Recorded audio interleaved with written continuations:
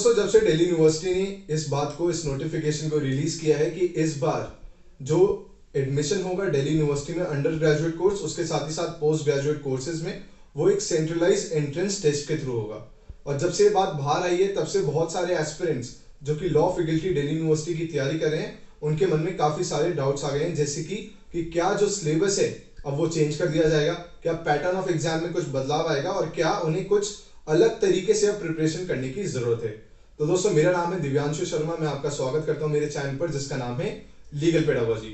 दोस्तों सबसे पहले तो मैं आपको ये बताना चाहूंगा कि इसी के रिगार्डिंग जो सेंट्रल गवर्नमेंट है, जो मिनिस्ट्री ऑफ एजुकेशन है, हायर एजुकेशन है, उसने एक नोटिफिकेशन रिलीज किया है जिसको आप ऐसे एक्सेस कर सकते हैं। तो दोस्तों अगर आप ये नोटिस एक्सेस करना चाहते हैं तो आपको प्रेस इंफॉर्मेशन ब्यूरो की जो वेबसाइट है सेंट्रल गवर्नमेंट की उस पर जाना होगा। फिर जैसे ही आप स्क्रॉल डाउन करेंगे तो लेफ्ट हैंड साइड पे ईयर इन रिव्यू 2021 का ऑप्शन होगा, जिसके बाद आपको नीचे स्क्रॉल डाउन करके डिपार्टमेंट ऑफ हायर एजुकेशन की जो प्रेस रिलीज है उस पर क्लिक करना है। और नीचे जब आप स्क्रॉल करेंगे थोड़ा सा तो आपको नीचे एक ऑप्शन दिखेगा कॉमन यूनिवर्सिटी एंट्रेंस टेस्ट का। तो सबसे पहली बात तो ये है कि इस एंट्रेंस टेस्ट का नाम CUCET नहीं CUET होगा।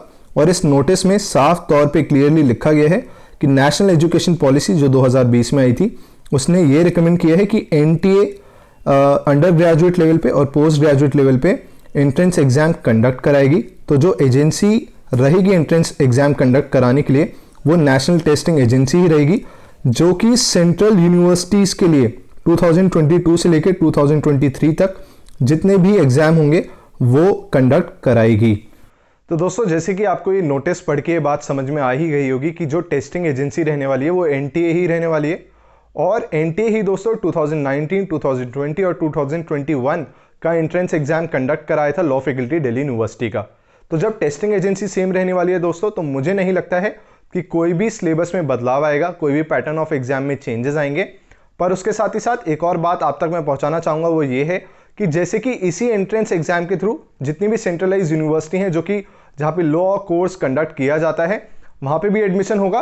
तो ये बात आपको ज़रूर गौर करने की है कि आपको क्वांटिटेटिव एप्टीट्यूड मैथ्स पे ध्यान देने की ज़रूरत होगी इस बार, क्योंकि जो BHU है BHU में काफ़ी सारे क्वेश्चंस पूछे जाते हैं क्वांटिटेटिव एप्टीट्यूड से।